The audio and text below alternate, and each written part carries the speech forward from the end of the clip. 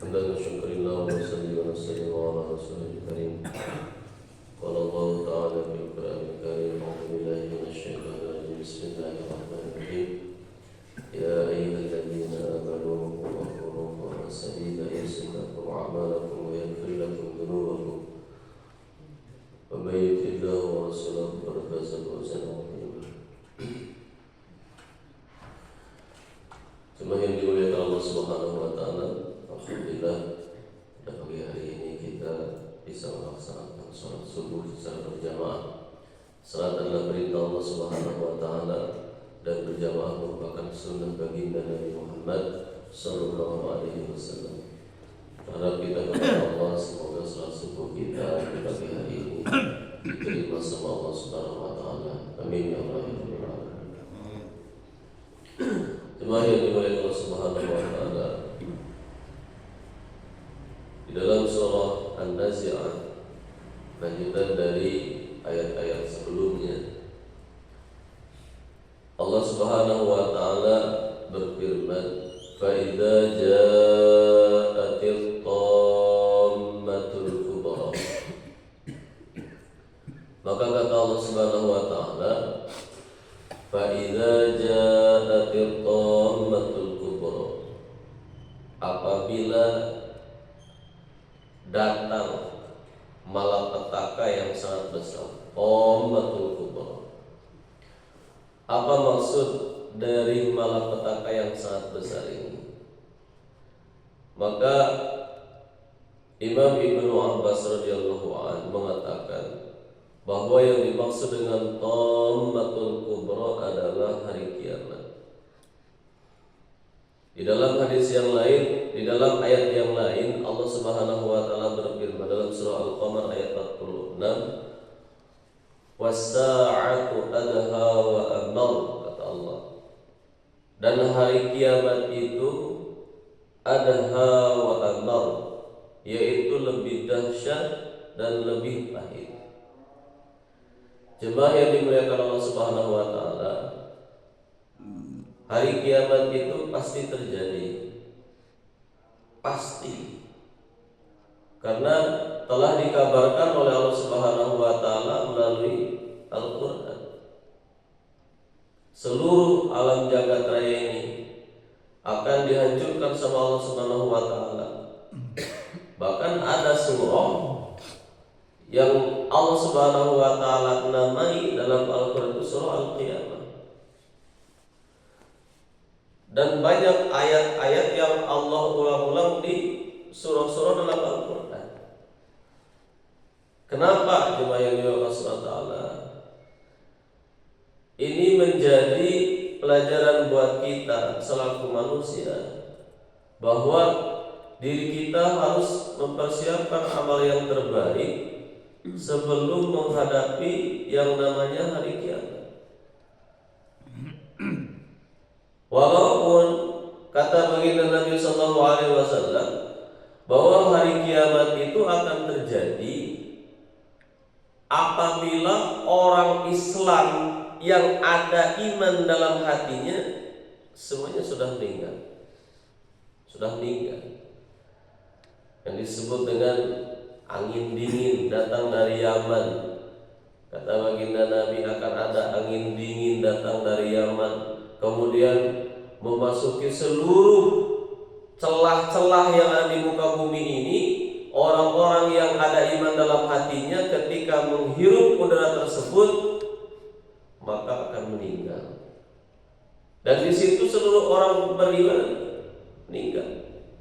Maka ketika terjadi meninggalnya seluruh daripada orang beriman, kemudian yang tersisa adalah orang-orang kafir, maka disitulah Allah Subhanahu wa taala akan menghancurkan daripada dunia ini orang-orang kafir supaya melihat bahwa yang hari ini mungkin mereka tidak percaya bahwa hari kiamat itu akan terjadi.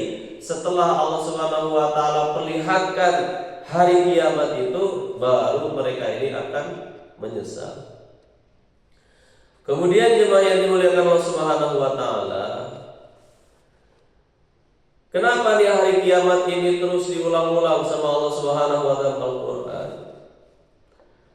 Di dalam surah An-Nazi'at ayat 35, yauma yatadzakkarul insanu ma sa'a.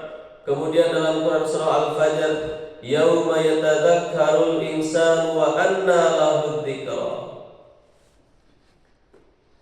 Karena manusia, jemaah yang dimuliakan Allah, ketika terjadi daripada hari kiamat, apalagi ketika manusia ini sudah berpindah jasadnya, sudah berpindah ruhnya dari dunia ke alam berikutnya, yauma yatadzakkarul insanu ma sa'a, pada hari ketika manusia akan teringat apa yang telah dikerjakannya.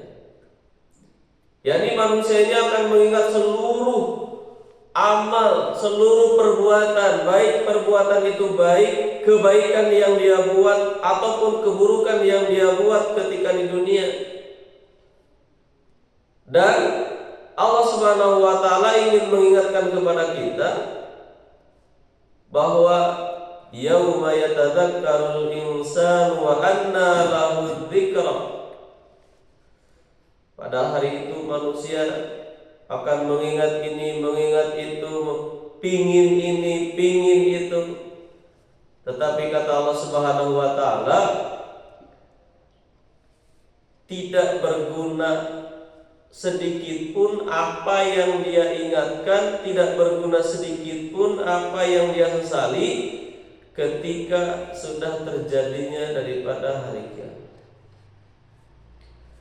Akan banyak manusia yang menyesal, jemaah yang dimuliakan Allah, ketika terjadinya hari kiamat, terutama orang-orang kafir.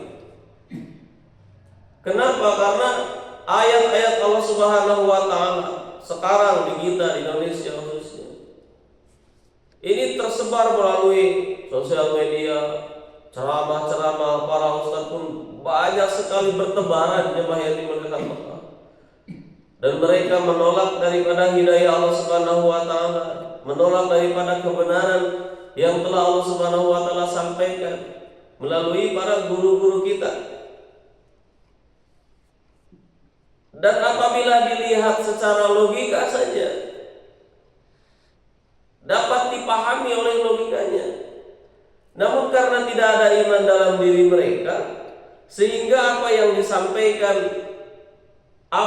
disampaikan oleh para ustaz, para kiai, para alim ulama menjelaskan tentang bagaimana pentingnya untuk kehidupan akhirat, tidak ada sedikit pun dirinya, hatinya tergugah untuk memperbaiki diri, bahkan mengenal siapa yang telah menciptakannya.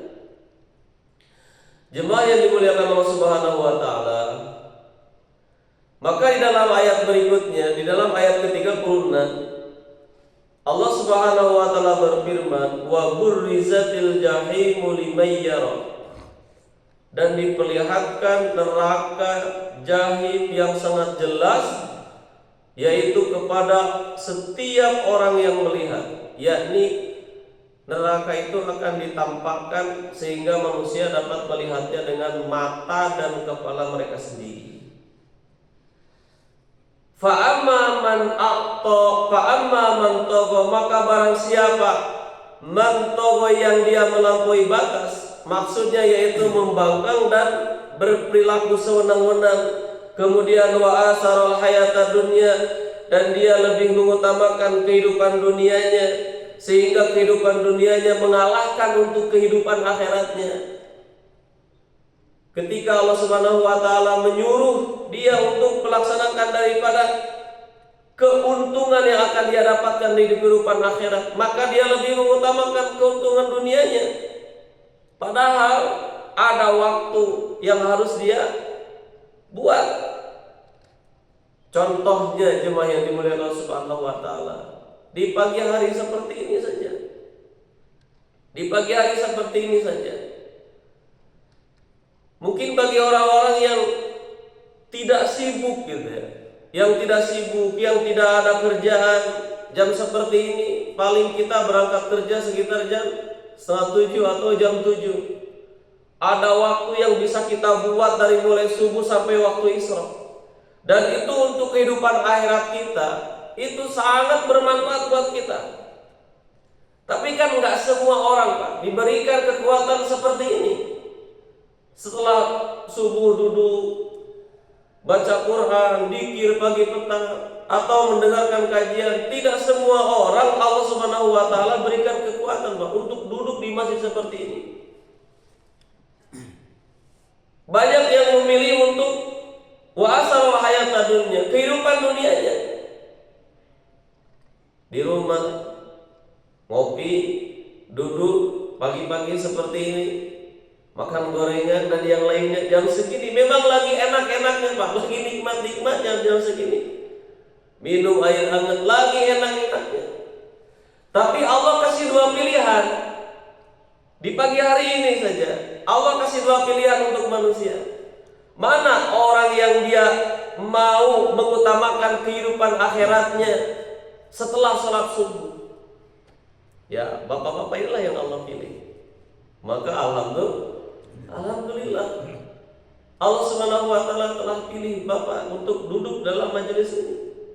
Karena sering saya sampaikan, duduknya kita dalam perkara agama, jemaah yang dimuliakan Allah, bukan karena kita sehat, bukan karena kita kuat, bukan karena kita sempat, bukan.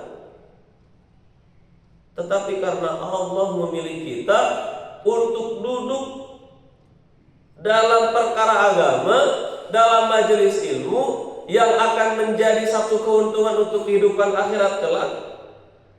Sehingga Allah tampakkan kasih sayangnya kepada kita pada saat ini.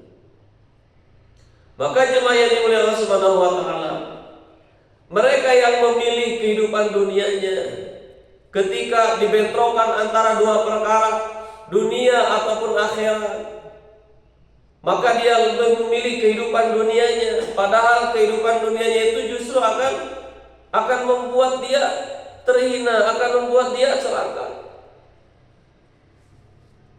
Dan mengesampingkan daripada kehidupan akhiratnya. Contohnya saja, Pak, sekarang yang lagi banyak sekali yaitu terjadi di kita, di negara kita. Contohnya korupsi saja.